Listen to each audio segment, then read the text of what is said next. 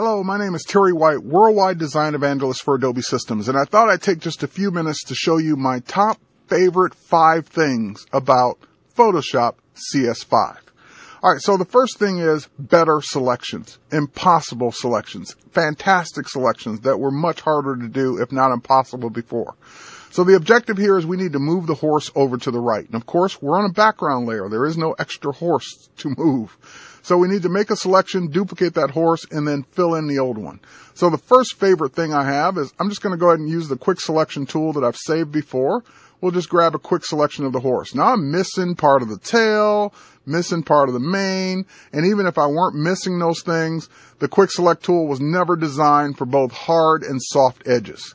However, using the new Refine Edge command, I can now go in and turn on the brand new edge detection algorithms inside of this feature that will do a better job of detecting the edges and going out further, but I was just bad in my selection to begin with. I missed quite a bit.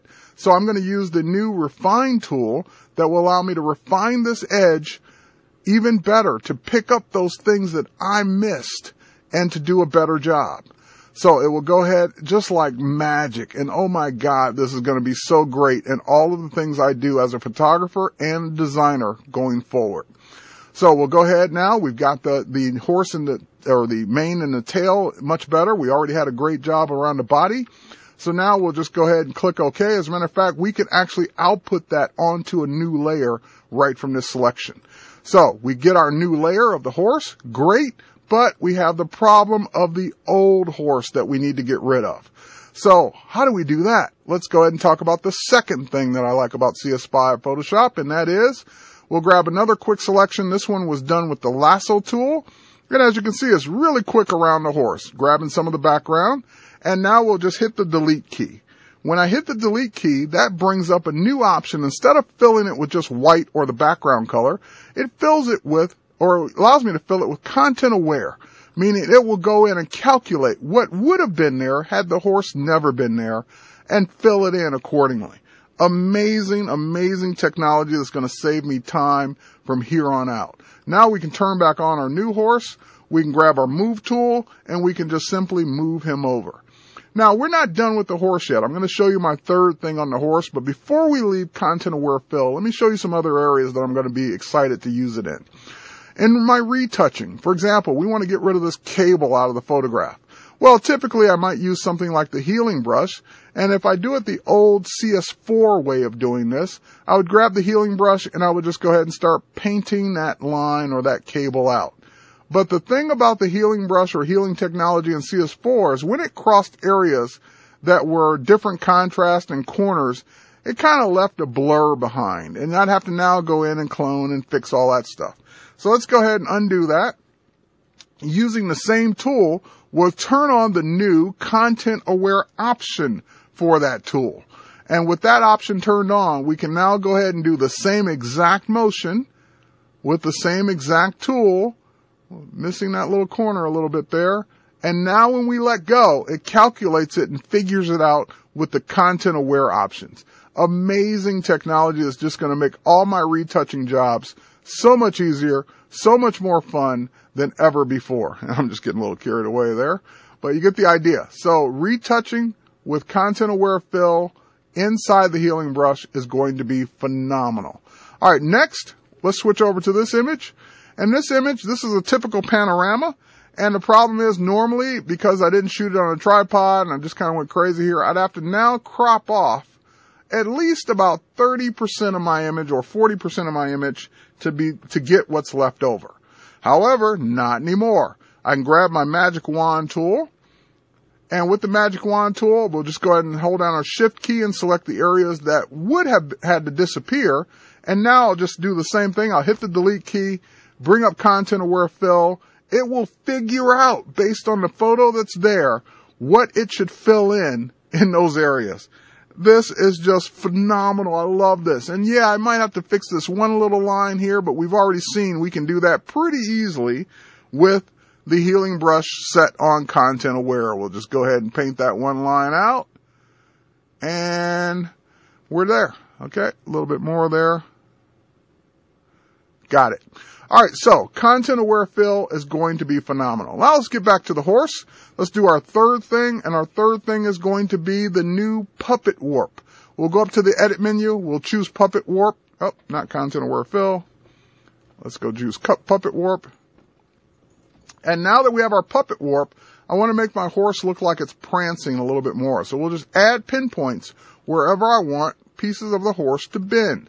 Don't worry, no horse was actually harmed in the making of this demo. All right, so now that we've got this in place, we can actually go ahead and pick the tail up now a little bit. Go ahead and raise it there. We're basically warping this object without having to do all the cloning and all the moving and all the things that we'd have to do before to get that effect. So just a quick use of the puppet warp to bend objects inside of a photograph. Now, that's the third thing. What's the fourth thing? Well, we're going to go over to mini bridge, and although mini bridge is cool, it's not my fourth thing, but it gives me bridge inside of Photoshop. I still have regular bridge to go to, but now I get the best of both worlds. We're going to go ahead and bring up this photo in Camera Raw, and now that we're in Camera Raw, we're going to go ahead and zoom in on a part of this photo where we've got noise. This was shot in an insanely high ISO with a Canon 1D Mark IV, and 12,800 ISO, and just introduces all kinds of noise here. So no matter how expensive your camera is, you're going to get noise at these high ISOs. So now let's go ahead and take a look at the new noise reduction capabilities. So we'll just go ahead and switch on color noise, and we'll just reduce the color noise right out of this photo. And once we get the color noise out, we can then, actually let's go ahead and turn on that new processing there. So we can go ahead and see a big difference we've already made in this photo. Here, we'll go back. That was the color noise we had, and we'll go ahead and reduce it. We'll also go ahead and reduce the amount of luminance noise. That's the other noise, the graininess that was left over. And just an amazing job keeping detail, keeping this photo intact. And of course, what people usually like to see is a before and after, because you get used to good really quick. So now if I turn off preview, this is what we had, and this is what we now have. So Camera Raw, love it. Can't wait to use that even on some of my older photos. All right, so what's the last thing? And that is around HDR. So let's go ahead and get out of this. Let's go ahead and switch over to HDR. And of course, we can grab multiple photos, and we can now process them to HDR Pro inside of Photoshop CS5. So that will go ahead and process all of those images into an HDR composite.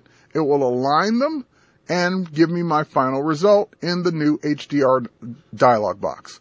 Now I've got 8 exposures here. These 8 exposures, I can now choose any one of my presets. So I want this to look more saturated. I can of course go in and manually control all of this. I noticed some ghosting right here on this cable that was probably blowing in the wind. We even have a remove ghost feature that will take care of that for me. Now, beautiful HDR now possible inside of Photoshop. All right, so last but not least, what if you didn't shoot for HDR? What can you do?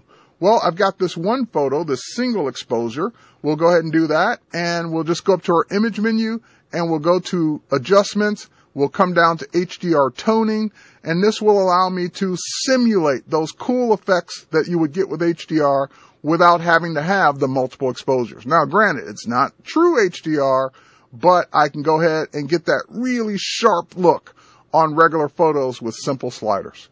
That's my time. Thanks for watching my 5 favorite things about Photoshop CS5. There's a ton more. You'll see it on my Creative Suite podcast as we go through the next 18 to 24 months. But I just wanted to quickly give you a look at what I really love about Photoshop CS5. Thanks for watching.